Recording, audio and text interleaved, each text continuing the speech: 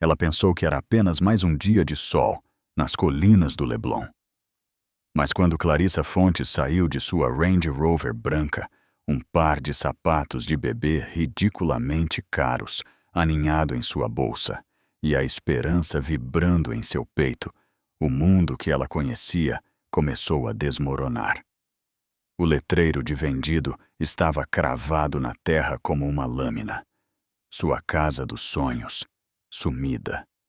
O quarto do bebê que ela havia pintado em tons terrosos, a vida que ela havia construído tijolo por tijolo, tudo desapareceu atrás de uma porta trancada e uma chave trocada. E então veio o homem que ela amava, Heitor Vasconcelos, emergindo de um Rolls Royce preto como um fantasma, seu sorriso apagado, substituído por uma indiferença cruel. Ao lado dele, uma mulher em um vestido carmesim, Isabela Guerra, um símbolo de traição. Grávida, sozinha, apagada. O que começou como uma traição logo acenderia uma guerra. Uma mulher, um filho ainda não nascido, e um rival poderoso que surgiria das sombras, não apenas para defendê-la, mas para desmantelar o império que tentou destruí-la. Isso não era apenas um escândalo. Era uma revolta. E Clarissa Fontes. Ela não seria mais um dano colateral. A chave não girou. Esse foi o primeiro sinal para Clarissa Fontes. Sua vida nas falésias ensolaradas do Leblon parecia um sonho. Uma vila espaçosa, um marido marcante, Heitor Vasconcelos, e um bebê a caminho. Ela pensou que tinha tudo. Mas naquela tarde de terça-feira, parada em frente à sua própria porta da frente, com um pedaço de metal inútil na mão, ela percebeu que seu sonho não passava de uma elaborada ilusão. A casa não estava apenas trancada, ela havia sumido, vendida. E o homem que ela amava, o pai de seu filho, era quem tinha feito isso. Ele a deixou sem teto, grávida e com nada além dos sapatos de grife em seus pés. O ar lhe faltou. Um arrepio percorreu sua espinha, apesar do calor do rio que banhava as colinas em ouro. Ela piscou para a porta, depois para a chave, desejando que a fechadura funcionasse, como se sua desesperança pudesse desfazer a traição. Não podia. As lágrimas picaram seus olhos, mas não caíram. Ainda não. Seus dedos tremeram enquanto ela alcançava a maçaneta novamente, ingenuamente esperando que a chave tivesse apenas escorregado. Mas não. Era final.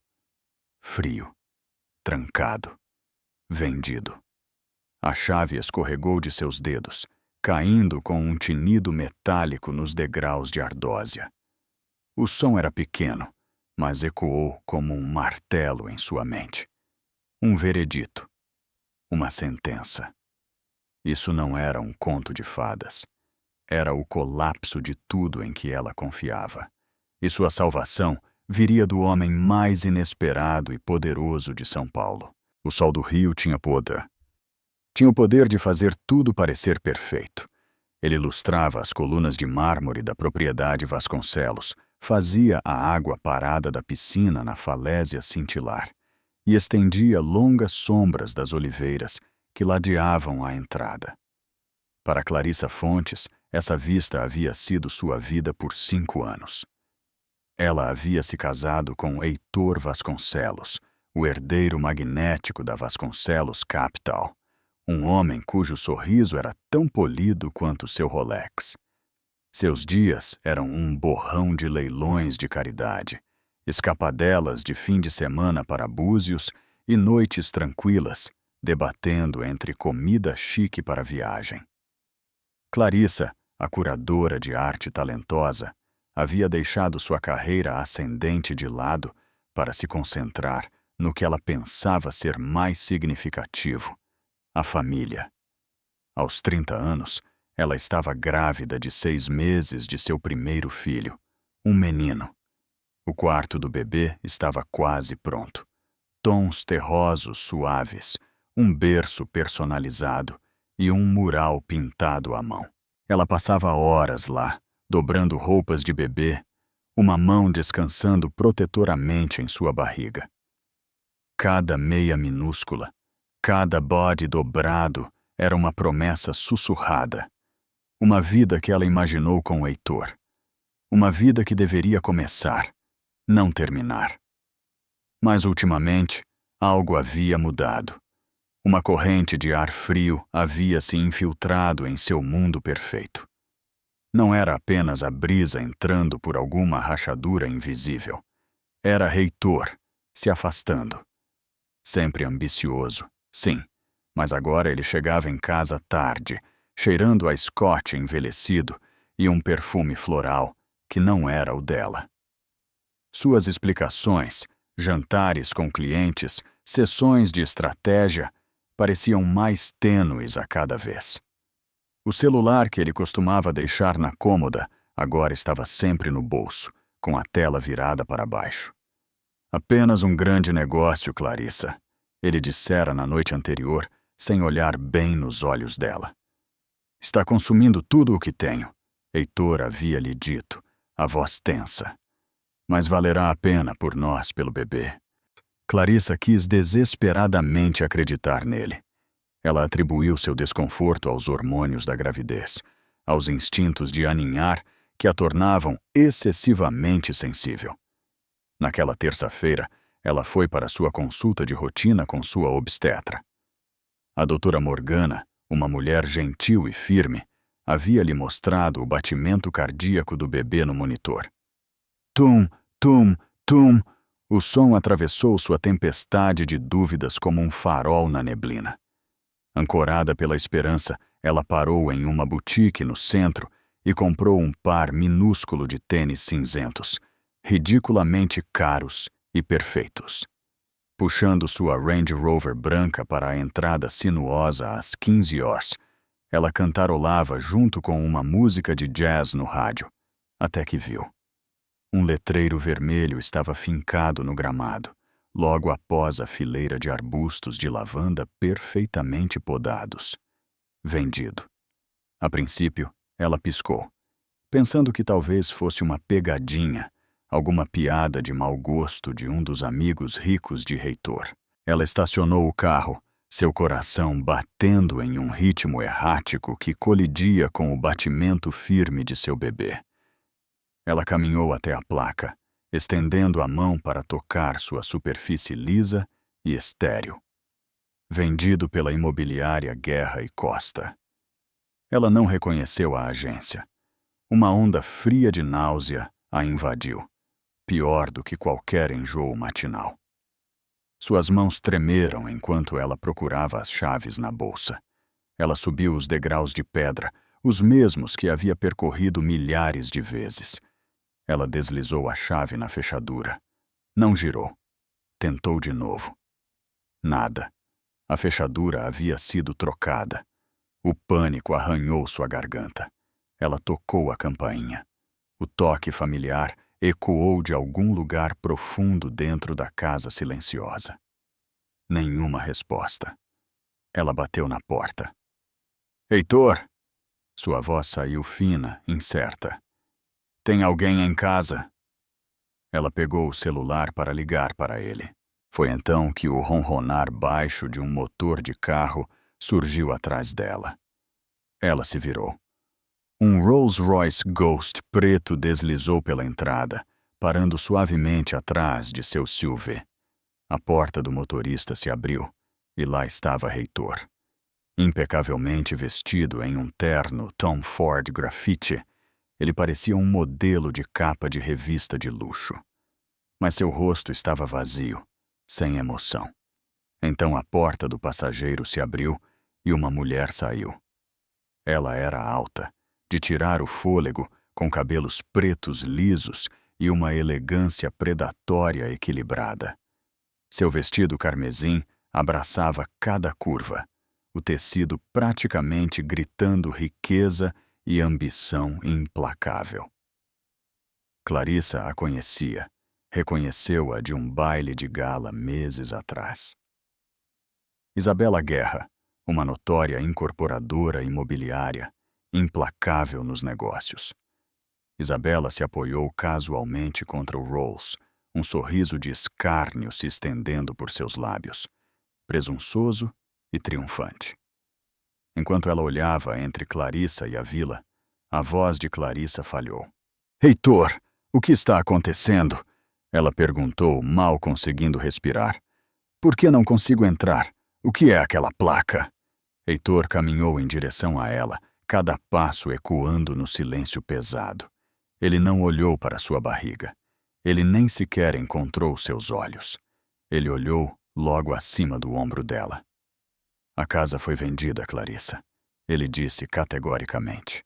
Sua voz era oca, distante, a voz de um estranho. "Vendida?" Ela repetiu, a palavra com gosto de cinzas em sua língua. "O que você quer dizer com vendida? Este é o nosso lar, o quarto do bebê, os nossos bebês." "Nunca foi seu." Ele a interrompeu bruscamente. "Era meu, um ativo pré-nupcial. Meus advogados garantiram que isso ficasse claro." O acordo pré-nupcial, aquele que ela havia assinado sem hesitar, cega pelo amor e pela fé. O pai dela a havia avisado. Sempre consulte seu próprio advogado, mas ela o havia ignorado como cinismo antiquado. "Mas por quê?" Ela sussurrou, uma lágrima se libertando, queimando seu caminho por sua bochecha. "Estamos tendo um bebê, Heitor." Finalmente ele olhou para ela, e o que ela viu gelou seu sangue. Não havia amor, nem arrependimento, apenas indiferença fria e calculada. "Planos mudam", ele disse. "Isabela e eu estamos juntos agora, seguindo em frente." Isabela se afastou do carro e caminhou até eles, seu braço se enlaçando possessivamente no de Heitor. Ela examinou Clarissa com um escárnio lento e deliberado, seu olhar parando no inchaço da barriga de Clarissa, com aberta aversão. "Não fique tão surpresa, querida", Isabela disse suavemente, sua voz uma arma envolta em seda. "Você realmente achou que um homem como o Heitor ficaria amarrado para sempre, não é? Algumas de nós oferecemos mais do que apenas conforto doméstico." O insulto pairou pesado no ar, sufocante. Clarissa cambaleou um passo para trás. "Minhas coisas? Nossas fotos de casamento? O quarto do bebê?" Heitor não vacilou. Ele puxou um cartão de visita da carteira. "Estão no depósito", ele disse, como se estivesse falando sobre logística, não sobre uma vida. "Os detalhes estão aqui. Minha assistente entrará em contato." "Sobre o divórcio?" Ela ecoou mal audível.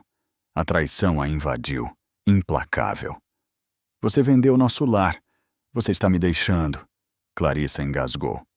"Enquanto estou carregando seu filho, você está simplesmente nos jogando fora? Não seja tão dramática, Clarissa." Heitor estalou, sua máscara polida finalmente rachando. "Você não é a primeira mulher a se divorciar." Ele ajustou seus cufflinks, como se não tivesse acabado de destruir todo o mundo dela. "Eu transferi $250.000 para sua conta." Ele acrescentou, seu tom frio e indiferente. "Isso deve ser mais do que suficiente para conseguir um lugar, se estabelecer, antes do bem." A palavra ficou presa em sua garganta como um inconveniente, não um filho. A respiração de Clarissa falhou. Sua visão embaçou enquanto o peso de sua apatia caía sobre ela. Ele estava cortando laços, de forma limpa e cirúrgica, como se ela fosse algum investimento fracassado, não a mãe de seu filho. "Saia da propriedade, Clarissa. Os novos proprietários estão chegando em breve. Não é mais da sua conta." E com isso, ele se virou. O braço de Isabela se enrolou mais apertado no dele, enquanto eles caminhavam de volta para o Rolls-Royce, os saltos clicando contra o caminho de pedra. Nenhum dos dois olhou para trás. Eles não olharam para trás. enquanto Clarissa ficava sozinha, grávida, olhando para a porta da frente de uma vida que acabara de ser apagada. O carro preto elegante deu ré, pivotou em torno da entrada circular e desceu pela rua iluminada pelo sol, deixando apenas um vestígio de exaustão e sonhos despedaçados. Clarissa não se moveu. O acordo de 250 mil dólares parecia 30 moedas de prata. Dinheiro de sangue, dinheiro de silêncio, o preço da traição. Apenas algumas horas atrás, o sol do rio havia envolvido seu mundo em ouro. Agora ele zombava dela. Sem aviso, o céu mudou e a primeira gota fria atingiu seu ombro. Depois outra. Depois dezenas. Uma chuva repentina encharcou seu cabelo, sua blusa, sua pele, sua alma. Sua camisa de seda agarrou-se ao seu corpo, à sua barriga, enquanto ela caía de joelhos. Seus soluços se libertaram, misturando-se ao tamborilar da chuva. Não era apenas o frio. Era o vazio. O silêncio brutal que se seguiu ao ranger de uma porta se fechando para sempre. Ela agarrou sua barriga como se para proteger seu filho do desgosto. Ela não sabia quanto tempo ficou ali, encolhida no asfalto molhado, os braços em volta do estômago, tremendo com uma dor tão aguda que parecia rasgar. 150 mil dólares. Em uma cidade onde até um apartamento de um quarto custava uma pequena fortuna. Era uma piada, um tapa, o preço que Heitor havia colocado nela, em seu filho. Um número digitado em um aplicativo bancário. Isso era tudo o que eles eram para ele agora, uma despesa. Sua Range Rover estava atrás dela, antes um símbolo de luxo, agora um lembrete cruel de uma vida que não existia mais. Para onde ela poderia ir? Seus pais haviam morrido em um acidente de carro 3 anos atrás. Seu único parente de sangue era um primo distante em outra cidade, com quem ela não falava há uma década. Ela tinha amigos, sim, mas eles não eram dela. Eram de Heitor, casais que jantavam em clubes privados e passavam férias na Europa. Ir até eles só traria pena e sussurros, exceto por uma. Cláudia Menezes, sua amiga mais antiga, uma jornalista de língua afiada com uma espinha dorsal de aço. Cláudia nunca gostou de Heitor. Sempre disse que havia algo sob o charme, algo perigoso. Clarissa havia rido disso na época, muito apaixonada para ouvir. Agora, esses avisos ecoavam mais alto do que a chuva. Com dedos trêmulos e escorregadios pela chuva, Clarissa pegou o celular. Ela encontrou o nome de Cláudia em seus contatos e ligou. Clarissa, você está bem? Você parece péssima. A voz de Cláudia era um salva-vidas.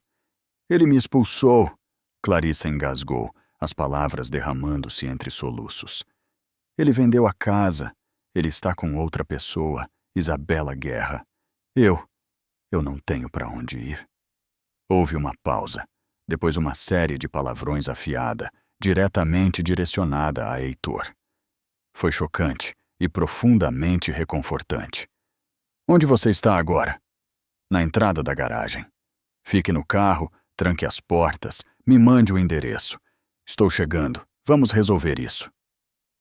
1 hora depois, o Honda Civic maltratado de Cláudia parou na entrada da garagem. Ela pulou, seu cabelo ruivo encharcado, os olhos ferozes de propósito. Ela correu para a janela de Clarissa e bateu no vidro. Quando Clarissa destrancou a porta, Cláudia a abriu e a puxou para um abraço apertado, ignorando a chuva, a lama, o fato de que a blusa de grife de Clarissa estava encharcada. Nós vamos destruí-lo, ela disse, a voz baixa e firme. Legalmente, publicamente. Eu não ligo. Mas primeiro, vamos tirar você daqui. O apartamento de Cláudia era um universo diferente do Leblon. Pequeno, caótico, vibrante, pilhas de livros empilhadas nos cantos, artigos inacabados espalhados pela mesa de jantar, o cheiro de café queimado pairando no ar. E, no entanto, pelas 2 semanas seguintes, foi o santuário de Clarissa. Cláudia se tornou um escudo, bloqueando ligações do assistente presunçoso de Heitor, filtrando mensagens, protegendo Clarissa da tempestade midiática lá fora. Mas mesmo cercada por calor e lealdade, a realidade a arranhava. Os 250 mil bars acabariam rápido. Ela precisava de um advogado, um apartamento, móveis, suprimentos para o bebê.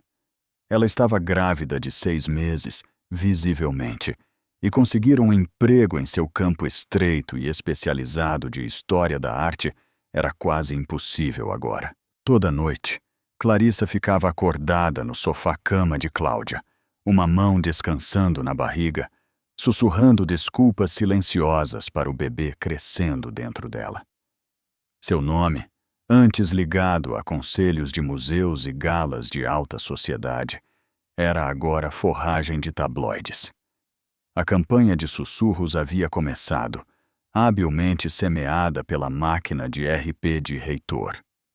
Clarissa era instável, emocionalmente volátil. Sua gravidez a havia tornado errática. Heitor, é claro, era o marido sofredor que finalmente havia escapado. Ele estava reescrevendo a história, transformando-se na vítima. Era uma mentira, e isso queimava.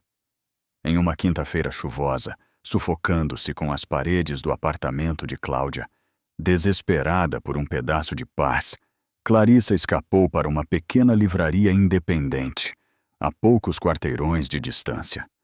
Ela precisava respirar, estar cercada por histórias que não fossem a dela. Ela agarrou um velho livro de arte renascentista, enfiando-o sob o casaco enquanto voltava para casa. Seu guarda-chuva mal segurava a chuva implacável. Sua mente estava longe, a quilômetros de distância do centro, da chuva, de seu corpo. Ela estava calculando números em sua cabeça, imaginando batalhas no tribunal, imaginando Heitor e Isabela em sua casa. Ela não estava olhando por onde pisava. No momento exato em que ela pisou na calçada, um ciclista, com a cabeça baixa contra o vento, desviou para evitar um buraco. Ele a atingiu em cheio. O impacto a jogou para trás. Sua bolsa voou, seu conteúdo deslizando pelo pavimento escorregadio. O livro caiu de bruços em uma poça. Os minúsculos tênis de bebê, seu amuleto da sorte, giraram para o bueiro. "Oh, meu Deus, sinto muito", disse o ciclista, lutando para se desvencilhar de sua bicicleta. Clarissa não estava gravemente ferida, apenas atordoada, mas a visão daqueles sapatos minúsculos e encharcados foi demais. Todo o medo, a raiva, o desgosto que ela havia mantido engarrafados subiram à superfície. Ela tentou segurar, mas sua garganta se apertou dolorosamente. Sua respiração falhou. Ela caiu de joelhos na calçada suja, sem se importar com a sujeira, a água, o julgamento. Seu corpo tremeu enquanto ela soluçava abertamente, os ombros sacudindo sob o peso de tudo. As lágrimas não eram apenas tristeza, eram rendição.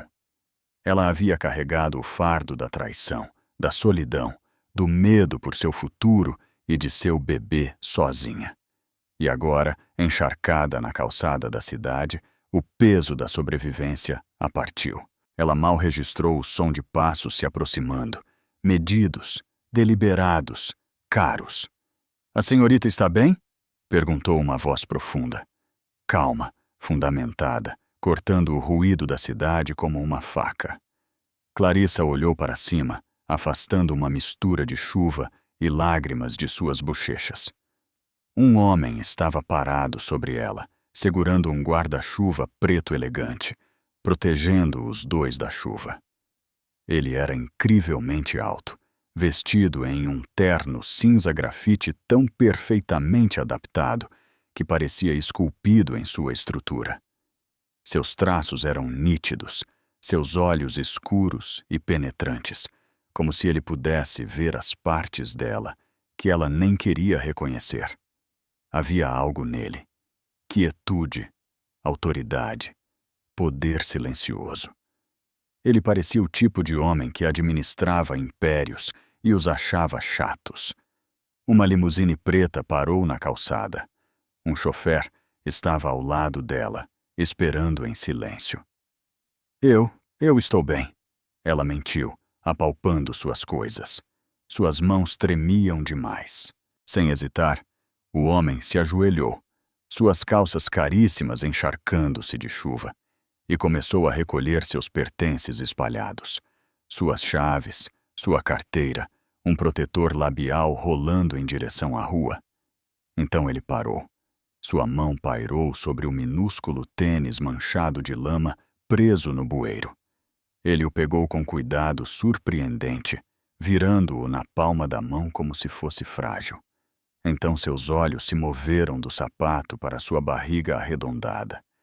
Sua expressão mudou, apenas ligeiramente. Reconhecimento? Piedade? Algo que ela não conseguia nomear. Fosse o que fosse, perfurou-a como um alfinete através de seda. Limpo, quieto, inegável. Deixe-me ajudá-la, ele disse novamente, mais suave agora. Não era uma pergunta. Ele a alcançou e afirmou, levantando-a suavemente com um aperto firme e constante. Para onde você está indo? O homem perguntou. Apenas um apartamento na esquina, Clarissa murmurou, humilhada. Cada centímetro dela estava encharcado, cada pedaço de sua vida desvendado. E este estranho incrivelmente poderoso estava vendo-a em seu ponto mais baixo. Você está encharcada, vai pegar um resfriado, ele disse. Deixe meu motorista levá-la. Não, eu não poderia. Eu insisto. Ele a guiou gentilmente em direção à limusine preta que esperava. O chofer abriu a porta, revelando um interior luxuoso forrado em couro creme.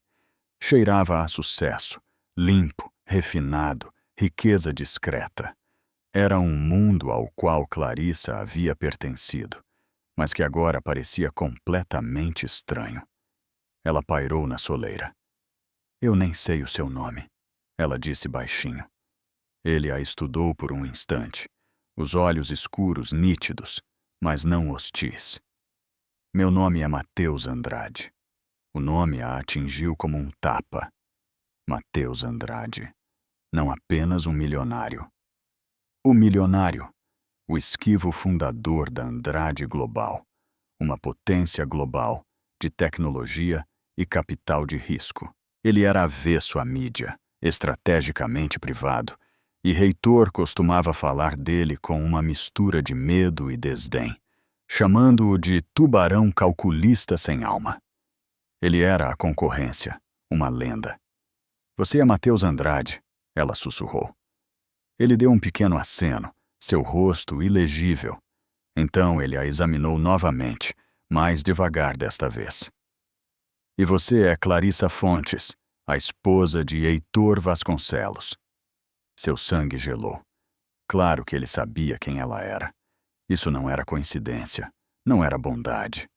Seria sobre Heitor? Matheus estava aqui para se gabar, para testemunhar a esposa descartada de seu rival no fundo do poço? Ex-esposa, ela corrigiu, levantando ligeiramente o queixo. Um lampejo de força retornou à sua voz. Obrigada pela oferta, Sr. Andrade, mas eu consigo me virar. Ela se virou para ir, mas suas próximas palavras a congelaram. Seu pai era Antônio Fontes, o curador de arte. Ela parou, atordoada, e se virou. Como você sabe disso? Ele me deu minha primeira chance, Matheus disse, a voz mais suave agora. Um estágio no Museu de Arte Moderna, quando eu era apenas um estudante universitário falido. Sem conexões, sem nome, Ele viu algo em mim. Ele acreditou em mim quando ninguém mais acreditou. Ele fez uma pausa, a memória suavizando seu tom. Eu lamentei saber da morte dele. Clarissa piscou através da chuva, sem palavras. Seu pai havia sido mentor de centenas de estudantes, mas ela nunca tinha ouvido essa história. A dívida foi dele de conceder, Mateus disse, aproximando-se. Mas o respeito é meu de oferecer a filha dele. Ele olhou diretamente nos olhos dela. Deixe-me ajudá-la, não como rival de reitor, mas como alguém que deve a um bom homem. Deixe-me levá-la para casa e deixe-me dar o nome da minha advogada pessoal. Ela é a melhor da cidade. Ela garantirá que Heitor não tire mais uma coisa de você. Ela olhou para esta figura imponente, o chamado tubarão do mundo corporativo. Mas nos olhos de Mateus Andrade, Clarissa não viu um predador. Ela viu algo totalmente inesperado, um aliado poderoso e inabalável. Ela pensou no minúsculo apartamento de Cláudia, suas economias desaparecendo, o sorriso cruel no rosto de Isabela. O minúsculo tênis de bebê manchado de lama que Mateus ainda segurava gentilmente na mão. Ela não tinha mais nada a perder. Clarissa inalou profundamente, um sopro que tinha gosto de rendição e esperança frágil. Tudo bem, Sr. Andrade, ela disse baixinho. Eu aceito sua ajuda. Ao entrar no silêncio quente da limusine, envolta em silêncio e couro macio, ela não tinha ideia de que aquela colisão encharcada de chuva não era o fim de sua história. Era o começo. O começo de uma guerra que abalaria os alicerces de duas das famílias mais poderosas da cidade. O carro deslizou pelas ruas da cidade como uma sombra, impermeável ao trânsito e ao ruído. Um chofer silencioso cobriu os ombros trêmulos de Clarissa com um cobertor de cachemir. Em frente a ela, Mateus estava imóvel, composto, observando o borrão dos faróis além do vidro fumê. O silêncio entre eles não era estranho. Era elétrico, com perguntas que nenhum dos dois verbalizava. Clarissa olhou para seu reflexo na janela, nítido, ilegível, intocável. No entanto, ela sentiu algo nele que espelhava sua própria dor enterrada, algo que ele não deixava muitas pessoas verem. Eles não voltaram para o apartamento de Cláudia. Em vez disso, a limusine desceu para uma garagem subterrânea privada e guardada sob um dos arranha-céus mais elite da cidade centenária, a Torre Andrade. Sr. Andrade, isso não é onde eu moro, Clarissa disse, sua voz falhando. Eu sei, ele respondeu, finalmente se virando para ela enquanto o carro parava. Você não pode lutar uma guerra em um campo de refugiados, senhorita Fontes. Você precisa de uma fortaleza. Até que você tenha a sua, você usará uma das minhas. Antes que ela pudesse argumentar, a porta do elevador deslizou atrás dele. Ele a conduziu para um elevador privado, sem botões, apenas um cartão-chave. E então para a cobertura.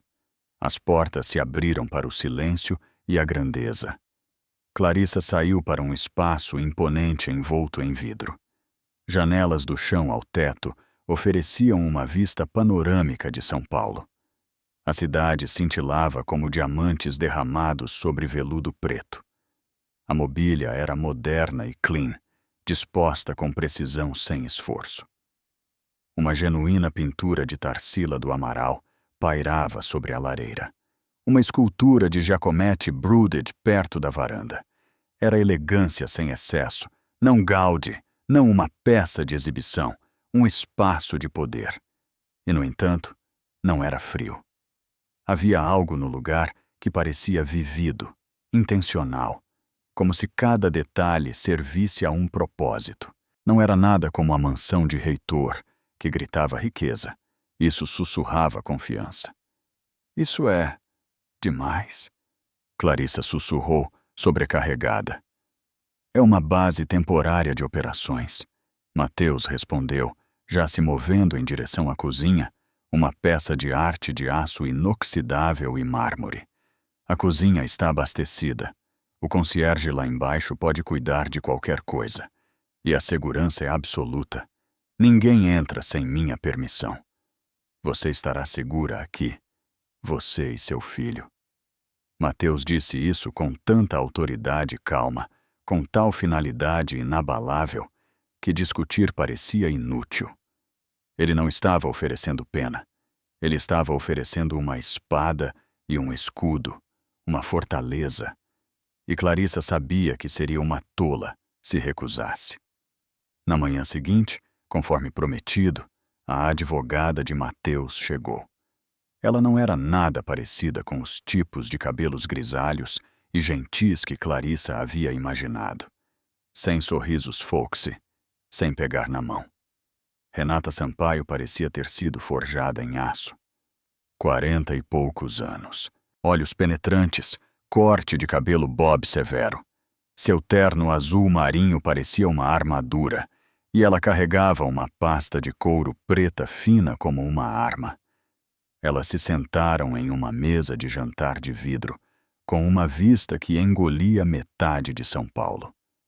Clarissa, vestida com o vestido de maternidade simples que Cláudia a havia ajudado a comprar, sentia-se mal vestida, oprimida e estranhamente firme. Ela contou tudo a Renata. O acordo pré-nupcial, apressado que ela mal folheara. A mudança repentina de reitor. O caso com Isabela Guerra. A venda da casa. A desgraça pública. Renata ouviu em silêncio, as mãos stippled, sem interrupções, sem simpatia. O que ela ofereceu em vez disso foi infinitamente mais valioso. Estratégia. O acordo pré-nupcial é sólido quando se trata de bens pré-nupciais como a casa. Renata começou, sua voz nítida, eficiente. O pai de Heitor tinha o melhor aconselhamento legal. No entanto, eles cometeram um erro crucial. Clarissa inclinou-se para a frente. Um erro? Eles se concentraram demais em proteger o ativo inicial, Renata disse, seus olhos brilhando.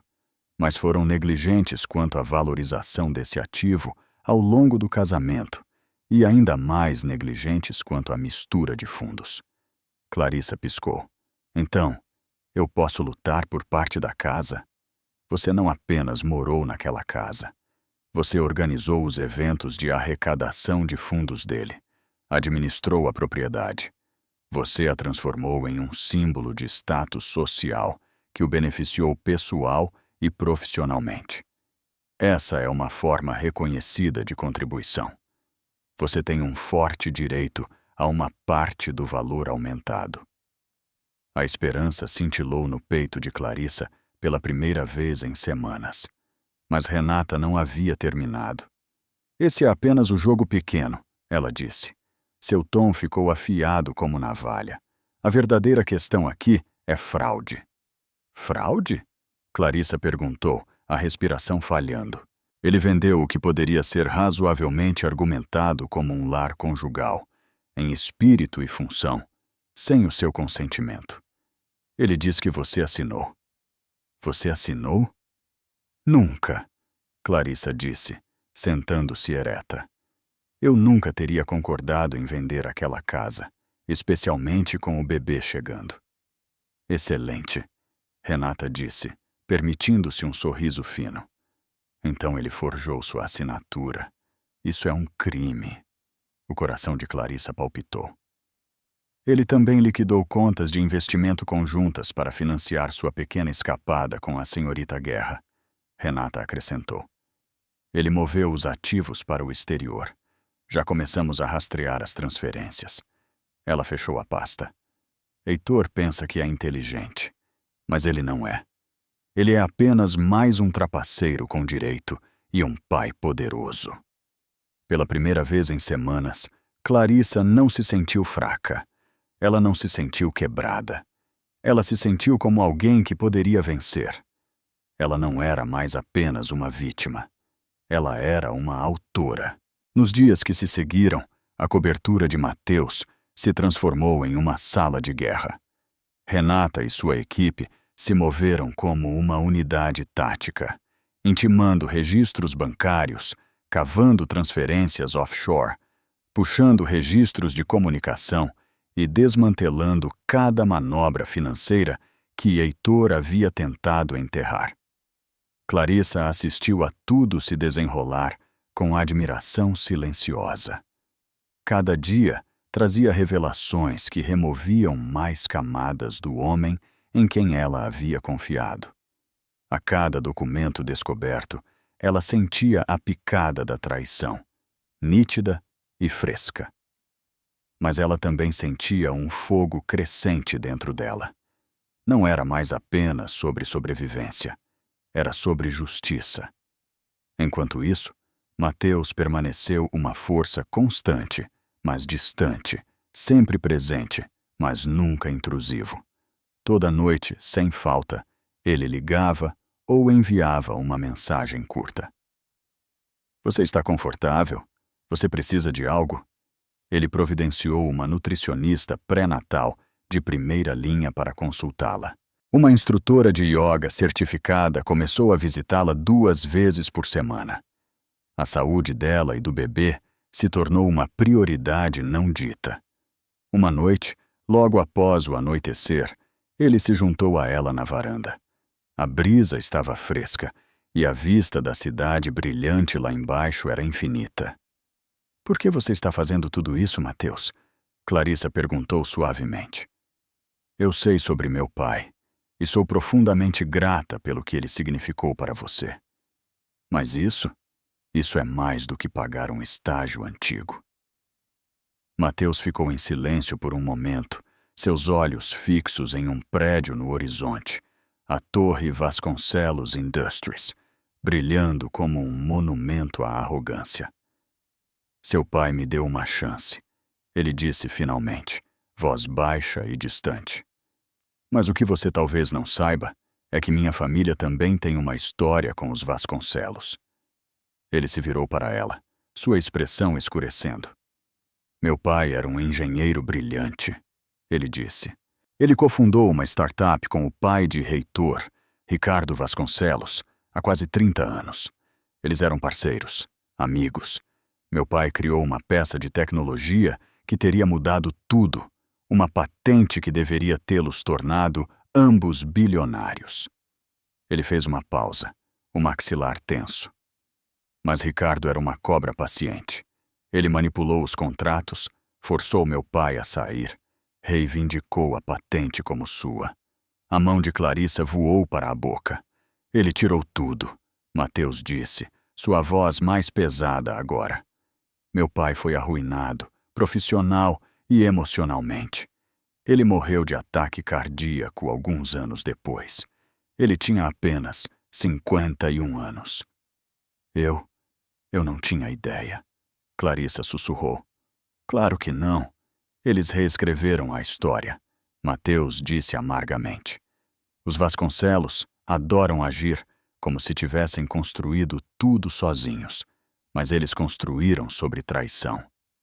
Clarissa ficou paralisada, o vento teasing mechas de seu cabelo, seu pulso ecoando em seus ouvidos. Ela havia pensado que sua traição era única, inimaginável, mas agora ela percebeu que era apenas mais um capítulo em um legado de crueldade, um que estava há muito tempo atrasado para o acerto de contas. Eu era um adolescente, ele continuou. Eu assisti minha família perder tudo e fiz um voto de que reconstruiria o que Ricardo Vasconcelos destruiu. E um dia teria o poder de expô-lo, de fazer tudo certo. Ele olhou de volta para o horizonte, olhos como aço. Passei 15 anos construindo a Andrade Global para ser mais forte, mais inteligente e mais imparável do que qualquer coisa que os Vasconcelos pudessem imaginar. Ele se virou para Clarissa, seus olhos escuros queimando com algo feroz e resoluto. A traição de Heitor a você, Mateus disse, voz baixa e firme. Não é apenas pessoal, é sistêmica. É a mesma corrupção que envenenou a família Vasconcelos por gerações. A mesma arrogância, a mesma crença de que eles podem ferir pessoas e sair ilesos. Ele se aproximou. O erro dele não foi apenas subestimar você, foi descartá-la muito rapidamente de forma negligente. Em sua pressa, ele deixou evidências, assinaturas forjadas, transferências ocultas. Estas não são apenas falhas morais, são crimes, e eu pretendo dar a você todos os recursos necessários para que a justiça seja feita. Ele fez uma pausa, não apenas por você, mas pelo meu pai. O quebra-cabeça se encaixou na mente de Clarissa. Isso não era um resgate, era um acerto de contas. Ela não era alguma mulher indefesa, resgatada de um desgosto. Ela era agora a catalisadora inesperada em uma guerra de longa data entre dois impérios. Sua respiração falhou enquanto a realização se instalava em seu peito como uma pedra, pesada, inegável. Ela não estava mais sobrevivendo à traição de Heitor. Ela estava confrontando todo um legado de injustiça, e ela tinha poder agora. Poder real, formidável, parado ao lado dela em um terno sob medida com aço em sua voz. Naquela noite, Renata Sampaio desferiu o primeiro golpe. Um oficial de justiça, flanqueado por 2 seguranças da Andrade Global, entrou em um restaurante 5 estrelas, onde Heitor e Isabela estavam celebrando publicamente sua nova vida juntos na frente de metade dos players da cidade. Ele entregou a Heitor Vasconcelos um processo, um devastador. Alegava fraude, falsificação, transferências ilegais de ativos e infligimento de sofrimento emocional. Ele veio com uma liminar judicial para congelar todos os ativos conhecidos de Heitor, pessoais e corporativos, pendente investigação. Mais tarde, naquela noite, Cláudia enviou a Clarissa uma captura de tela de um alerta de notícias de última hora. O rosto de Heitor estava pálido, contorcido em descrença e raiva. Os papéis legais ainda estavam apertados em suas mãos trêmulas. Isabela estava paralisada ao lado dele, sua expressão vazia de horror. A manchete dizia: herdeiro dos Vasconcelos processado por esposa grávida em caso explosivo de fraude. Bem acima da cidade, na segurança tranquila da cobertura, Clarissa pousou a mão em sua barriga. O bebê chutou, forte, proposital. Ela sorriu. Pequeno, certo. A batalha havia começado. O processo judicial enviou ondas de choque através da elite de São Paulo. Era isca de escândalo, o herdeiro traidor, a amante glamurosa, a esposa grávida recusando-se a ser silenciada, tudo apoiado por uma misteriosa potência invisível. Nos bastidores, sussurros se transformaram em gaspes. Amigos que antes sorriam educadamente, agora se tornavam frios, inseguros de que lado ficar. A velha ordem social estava tremendo, e Clarissa Fontes era o terremoto inesperado. Em um único dia, a narrativa de RP, cuidadosamente construída de Heitor sobre a esposa histérica e instável, foi obliterada, substituída por uma muito mais perigosa. A mulher que ele tentou apagar estava revidando, e ela não estava sozinha. Heitor Vasconcelos não estava acostumado a estar na defensiva. Por décadas, os Vasconcelos haviam silenciado problemas com dinheiro e intimidação legal. Mas isso era diferente. O congelamento de ativos atingiu como uma bomba. Seu acesso à fortuna da família secou. Cartões de crédito recusados. A reforma da nova casa parou. Pagamentos perdidos, chamadas não atendidas. E Isabela, cujo afeto sempre estivera emaranhado com status e controle, começou a desmoronar. A satisfação presunçosa no rosto de Isabela desapareceu rapidamente, substituída por uma energia frágil e ansiosa. As escapadelas românticas se foram. Agora havia discussões acaloradas em lobbies de hotéis de luxo que eles não podiam mais pagar. Mas o Império Vasconcelos era antigo, calculista, e tinha uma rainha em seu cerne, Viviane Vasconcelos, uma mulher esculpida em gelo com um sorriso que nunca chegava aos seus olhos azuis afiados. Ela não via Clarissa como uma ex-nora ferida. Ela a via como uma ameaça, uma plebeia segurando a arma de um bilionário. E Viviane não tinha a intenção de deixar seu filho perder tudo. Nem para Clarissa, e certamente não para Matheus Andrade. Ela decidiu cuidar disso sozinha. Uma tarde, quando Clarissa voltava para a Torre Andrade de uma consulta médica de rotina, ela foi interceptada na garagem de estacionamento privada. Viviane Vasconcelos estava esperando perto do elevador, flanqueada por um homem estoico em um terno escuro, claramente sua segurança pessoal. Clarissa, Viviane disse, sua voz escorrendo com descendência. Clarissa congelou. Seu coração bateu contra suas costelas. Não há nada para discutir, Viviane, ela respondeu firmemente. Minha advogada, Renata Sampaio, lida com todas as comunicações. Oh, não seja tão teatral, Viviane zombou, pisando deliberadamente em seu caminho. Advogados são para negócios. Isso é família. Ela sorriu, uma curva fina e praticada de seus lábios. Eu vim apelar para a sua natureza melhor. Clarissa deu uma risada curta e amarga. Minha natureza melhor, ela ecoou. Onde estava a natureza melhor de Heitor quando ele forjou meu nome e me expulsou grávida e sem teto? O sorriso de Viviane se apertou. Heitor é um homem apaixonado. Ele cometeu um erro. Mas o que você está fazendo agora, esta performance pública vulgar, está abaixo de você. Você está humilhando o pai do seu filho. Ele se humilhou no momento em que cometeu fraude. Clarissa rebateu, surpresa com o aço em sua voz, a segurança da cobertura, a precisão calma da equipe legal de Renata. Tudo isso havia remodelado sua espinha em aço. A máscara fria de Viviane começou a rachar. Vamos ser claras, ela disse, seu tom ficando afiado. Você é uma caçadora de fortunas. Você se casou com meu filho por causa do nome dele. E agora, com a ajuda de seu maior rival, você está tentando extorquí-lo. Sua voz mergulhou em algo mais vicioso. Você tem alguma ideia de com quem está lidando? Matheus Andrade está usando você. Ele é um predador. E quando você não for mais útil em sua pequena vingança, ele a jogará fora como lixo. Clarissa não vacilou. Matheus Andrade me mostrou mais bondade e respeito em 2 semanas, ela disse, do que Heitor em 5 anos. Os olhos de Viviane se estreitaram.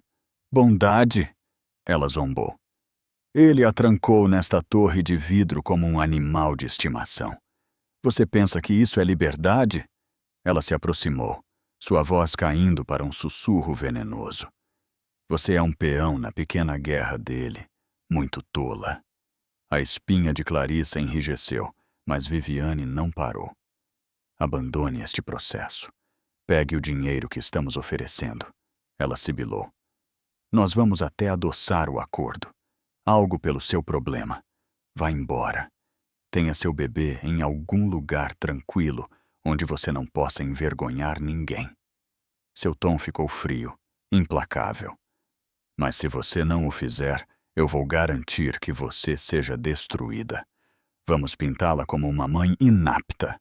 Vamos dizer que você teve um caso com Andrade, que você estava instável, errática, perigosa. A respiração de Clarissa falhou. Nós vamos lutar pela custódia. Viviane prometeu, seus olhos brilhando com malícia. E eu vou garantir que essa criança cresça com o nome Vasconcelos sob nosso teto. nenhum centavo para você, nenhuma visita. Nada. A ameaça atingiu algo instintivo e visceral. O medo de perder seu filho era mais do que ela podia suportar. Por um momento, a confiança de Clarissa vacilou. E então, ding! O elevador privado atrás dela sibilou e se abriu. Matheus Andrade saiu. Ele se moveu com propósito silencioso, como uma tempestade feita de carne. Ele estivera no escritório de segurança o tempo todo, assistindo a cada segundo do confronto. Agora ele estava aqui, sólido, calmo, letal. Ele se aproximou de Clarissa e instantaneamente o ar mudou. Ele pairou sobre o segurança de Viviane, sua força silenciosa sugando o calor da sala. Ele olhou para Viviane com um olhar de absoluto desprezo glacial. Viviane, ele disse, voz baixa e controlada. Eu ouvi cada palavra, assim como os gravadores de áudio e vídeo de alta definição nesta garagem. Ela congelou. Minha equipe legal estará adicionando intimidação de testemunhas e coerção à crescente lista de ofensas de sua família. Pela primeira vez, Viviane Vasconcelos pareceu abalada. Ela empalideceu. Matheus deu um passo à frente. Ela recuou instintivamente. Se você ou qualquer pessoa associada a você chegar a menos de 150 metros de Clarissa ou de seu filho novamente, ele disse suavemente, eu vou liberar todo o peso dos meus recursos legais e financeiros. Eu não vou apenas vencer. Eu vou enterrar você. Seu tom ficou gelado. Você ameaçou o filho dela. Isso torna tudo pessoal. Eu vou desmantelar tudo o que você construiu tijolo por tijolo, até que não seja nada além de um conto de advertência. Um compasso de silêncio. Agora saia do meu prédio. Ele não elevou a voz. Ele não precisava. A compostura de Viviane se estilhaçou. Ela se virou e fugiu, seus guarda-costas se apressando a segui-la. Lá em cima, na segurança tranquila da cobertura, Clarissa finalmente desabou no sofá, seu corpo inteiro tremendo, o medo e a adrenalina a alcançando. Matheus entregou-lhe um copo de água. Suas mãos estavam firmes. As dela não. Ela falava sério. Clarissa sussurrou, sua voz tremendo. Ela vai tentar tirar meu bebê. Matheus não vacilou. Ela vai tentar, ele disse gentilmente, mas ela vai falhar. Sua voz era calma, certa. Os tribunais não olham com bons olhos para pais adúlteros que cometem fraude ou para famílias que emitem ameaças a mulheres grávidas. Ele continuou. A ameaça de Viviane não era poder, era desespero.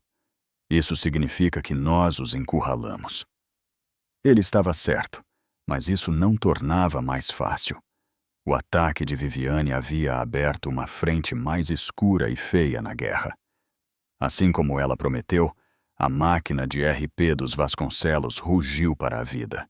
Manchetes de tabloides explodiram com alegações sensacionais de fontes anônimas, chamando Clarissa de instável.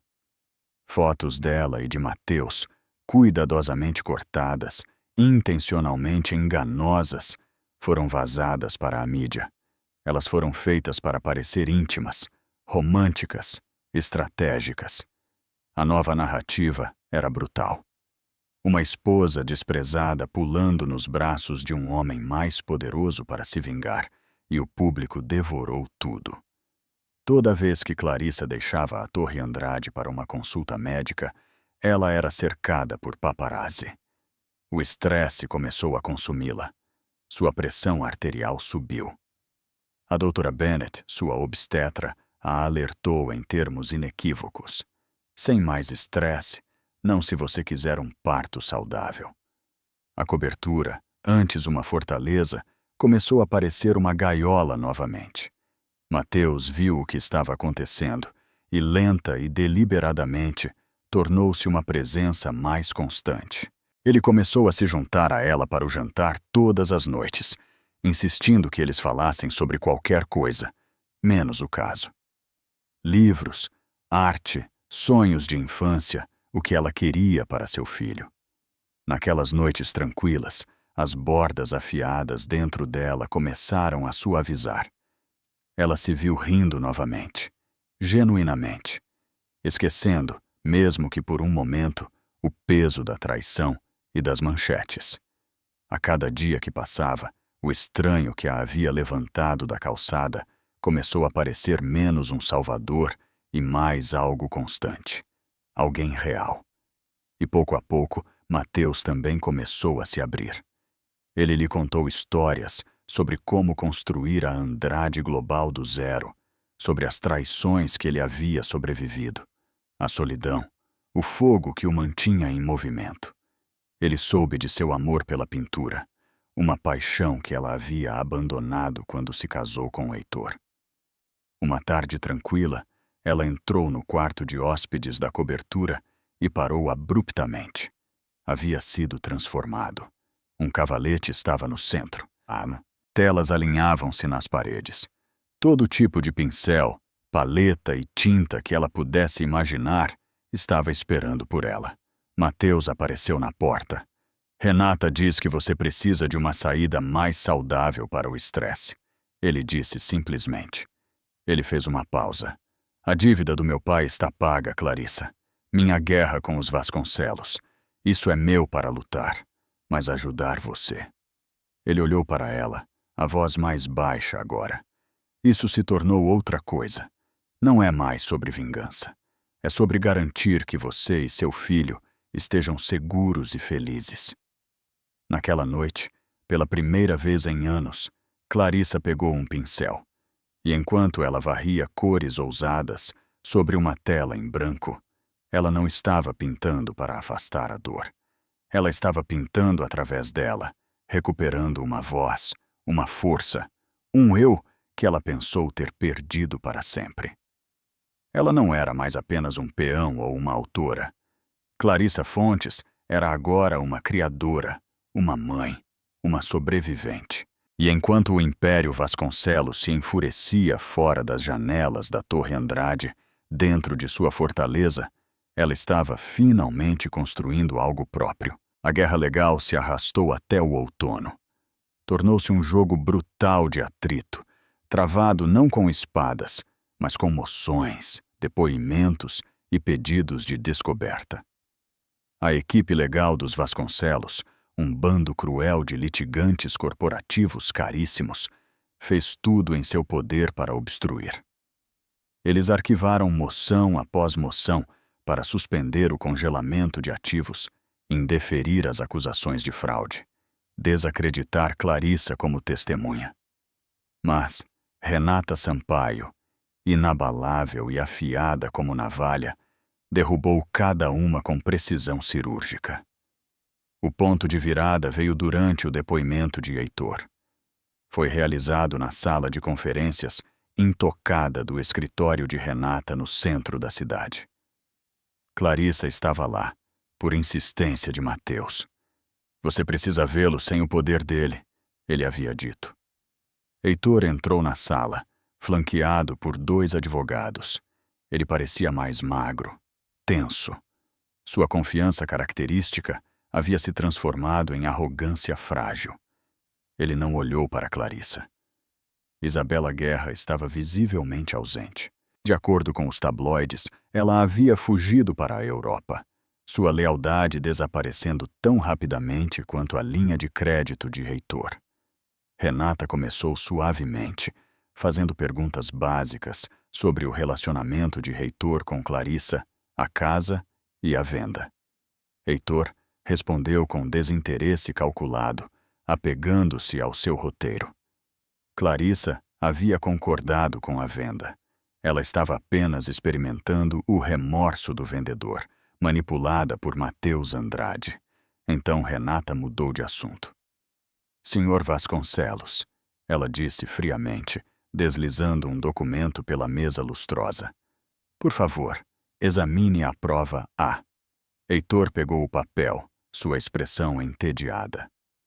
Este é o acordo de venda final para a propriedade do Leblon, Renata continuou.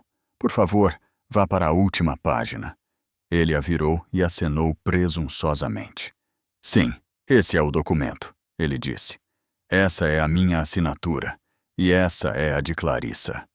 A voz de Renata permaneceu calma. O senhor testemunhou Clarissa Fontes assinando este documento? Sim, claro, Heitor disse suavemente. Ela assinou em nosso escritório em casa, em 10 de junho, naquela noite. Estávamos discutindo a redução de tamanho, focando no bebê. Foi amigável. Clarissa sentiu a fúria subir como uma onda. Ela estivera em uma aula pré-natal naquela noite, documentada em sua agenda com Cláudia, e Renata sabia disso. Seu sorriso era nítido, perigoso. Obrigada, Sr. Vasconcelos, ela disse, virando-se ligeiramente. Eu gostaria de apresentar a prova B e o do Dr. Alberto Varela. Renata gesticulou em direção a um homem sentado calmamente no canto, alguém que Clarissa nem havia notado antes. Este é o Dr. Alberto Varela, ela disse. Ele é um dos principais analistas forenses de caligrafia do país. Ele revisou dezenas de amostras da assinatura de minha cliente em cheques, cartas, contratos legais que datam de anos. Renata se virou para o perito. Dr. Varela, qual é a sua conclusão profissional em relação à assinatura na prova A? Dr. Varela ajustou seus óculos. A assinatura de Clarissa Fontes neste documento, ele disse, é uma falsificação. Ele deixou a palavra penetrar antes de continuar. É competente, mas ainda é uma falsificação. Existem microindicadores na inclinação, na pressão e no comportamento de levantamento da caneta que são inconsistentes com todas as amostras verificadas que revisamos. Ele olhou para Heitor. Isso foi criado por alguém tentando imitar a caligrafia dela. O advogado de Heitor saltou de pé. Objeção. Isso é conjectura. É um testemunho admissível em tribunal, Renata disse friamente. E perjúrio em um depoimento é uma ofensa grave. O rosto de Heitor perdeu a cor. Sua arrogância desapareceu, substituída por pânico puro. Clarissa sentiu um arrepio subir por sua espinha, não de medo, mas de vindicação. Ela não estava louca. Ela não estava exagerando. Alguém finalmente havia dito isso em termos legais, com evidências. Ela havia sido injustiçada, traída. E agora o homem que pensou que poderia reescrever sua história estava assistindo-a desvendar em tempo real. Mas Renata não havia terminado. Ela se inclinou ligeiramente, voz como uma lâmina. E esse Sr. Vasconcelos, ela disse, não é o seu maior problema. Ela puxou outro arquivo, um muito mais grosso, e o deslizou pela mesa. Isso não é sobre uma casa, Heitor. Isso é sobre um padrão. Renata abriu o arquivo, deixando o silêncio aumentar. Vamos falar sobre o Projeto Hélice. O nome aterrissou como um trovão. Heitor ficou rígido. O mesmo aconteceu com toda a sua equipe legal. O Projeto Hélice, Renata continuou, é o codinome para uma empresa de fachada registrada nas Ilhas Cayman. Por 3 anos, o senhor e seu pai têm canalizado fundos sistematicamente da Vasconcelos Global para esta entidade, disfarçando-o como despesas de PAD. O senhor tem desvalorizado discretamente sua própria empresa, com planos de comprá-la em uma aquisição hostil por uma fração de seu valor. Ela olhou para ele. O senhor está roubando bilhões de seus acionistas. Heitor parecia ter levado um soco. Onde você... Isso é mentira. Isso é espionagem corporativa. Não. Veio uma voz calma e cortante do canto. Mateus Andrade. Ele havia permanecido em silêncio até agora, mas a tempestade em seus olhos estava se formando. Ele se levantou lentamente e deu um passo à frente. Não é espionagem. Mateus disse, voz baixa e letal. É descoberta. Ele fixou os olhos em Heitor. Seu erro foi se descuidar. Quando você forjou a assinatura de Clarissa, você transformou isso em um caso criminal. Isso nos deu poder de intimação que um simples divórcio nunca teria. Mateus inclinou-se mais perto. Suas palavras atingiram como ferro envolto em seda. Nós seguimos o dinheiro, Heitor. Desde as contas conjugais que você saqueou até sua teia de empresas de fachada offshore. E de lá, Mateus acrescentou, encontramos algo muito maior. Suas contas hélice. E isso, ele disse, voz cheia de fúria controlada, enquanto colocava um documento final na mesa. Era uma confirmação de transferência bancária. É a obra-prima. Para esconder a trilha do dinheiro, você moveu fundos do projeto Hélice para comprar uma patente de tecnologia crucial de uma startup. Uma patente que você precisava para fazer a aquisição funcionar. Mas o banco que processou a transferência, Mateus fez uma pausa, os olhos brilhando. É de propriedade da Andrade Global. O silêncio na sala se intensificou. Cada transação foi sinalizada, Heitor. Nós temos tudo.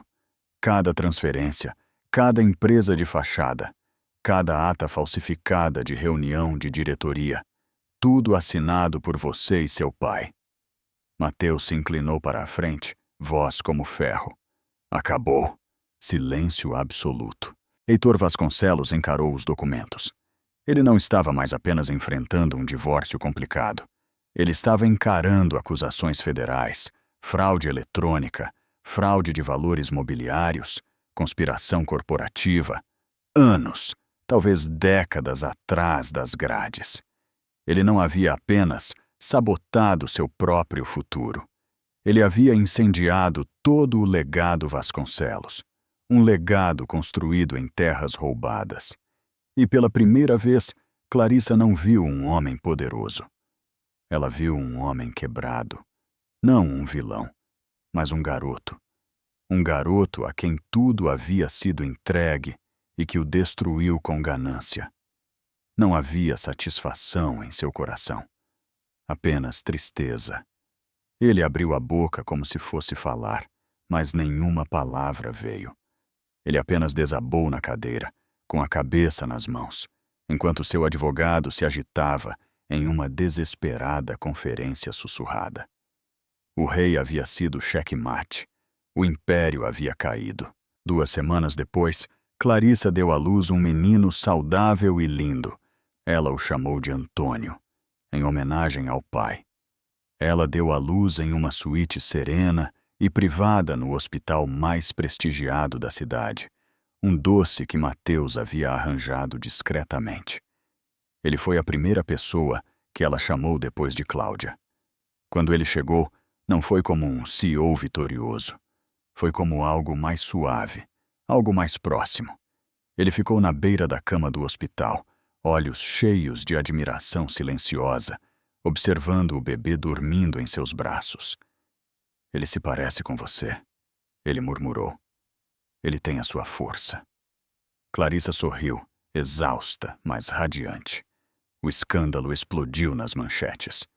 Ricardo Vasconcelos foi forçado a renunciar em meio à investigação da CSI. As ações da Vasconcelos Global entraram em colapso.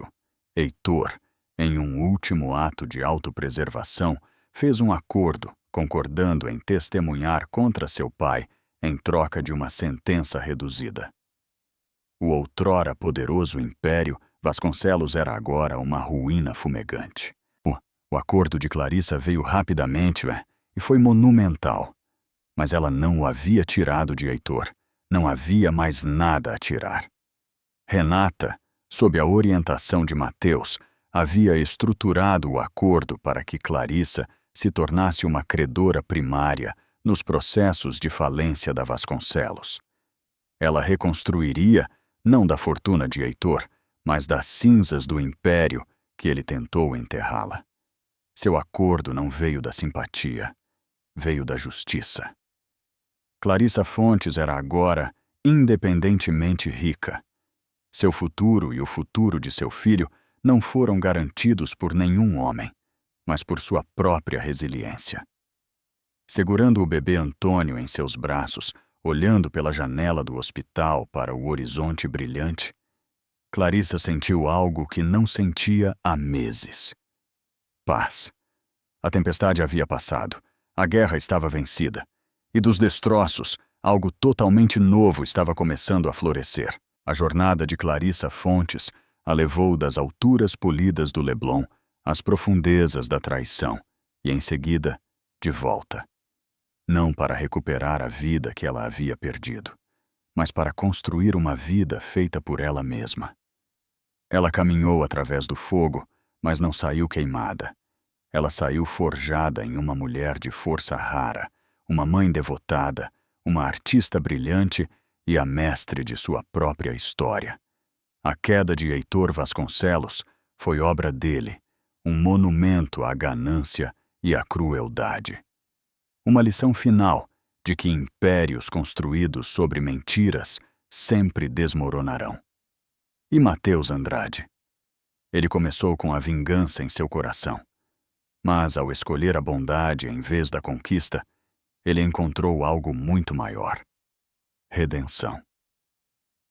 Ao ajudar Clarissa a se erguer, ele curou um pedaço de si mesmo também.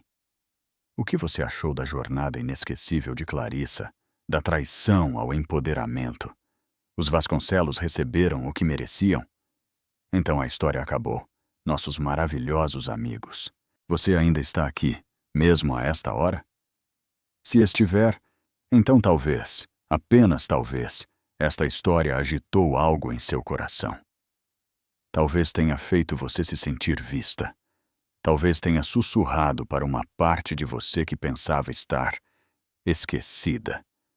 Porque esta não foi apenas uma história sobre traição e vingança. Foi sobre se levantar, silenciosamente, constantemente, ferozmente. Sobre transformar o desgosto em poder. Sobre encontrar sua voz nos destroços de tudo o que você pensou que precisava. E, acima de tudo, é uma história sobre escolher curar. Clarissa não saiu do fogo intocada. Ela saiu transformada. E isso é algo a que cada um de nós pode se apegar. A vida vai nos derrubar. Pessoas em quem confiamos podem nos trair. Mas a força, isso é algo que construímos, pedaço por pedaço, momento a momento, quando escolhemos nos levantar novamente. Como disse uma vez o escritor Haruki Murakami, e quando a tempestade passar, você não se lembrará de como conseguiu atravessá-la, de como sobreviveu. Você nem terá certeza se a tempestade realmente acabou. Mas uma coisa é certa, quando você sair da tempestade, não será a mesma pessoa que entrou. É para isso que serve toda a tempestade. A tempestade de Clarissa passou. E em seu lugar, ela construiu uma vida. Não de luxo, mas de paz. Não de vingança, mas de verdade. Então, se você ainda está aqui, se esta história o alcançou, por favor, não se esqueça de curtir, compartilhar e se inscrever no canal. Não apenas pelo algoritmo, mas porque histórias como esta merecem ser ouvidas. Porque outra pessoa por aí pode precisar ouvir isso também. Você não está sozinho, nem em sua dor e definitivamente não em seu poder.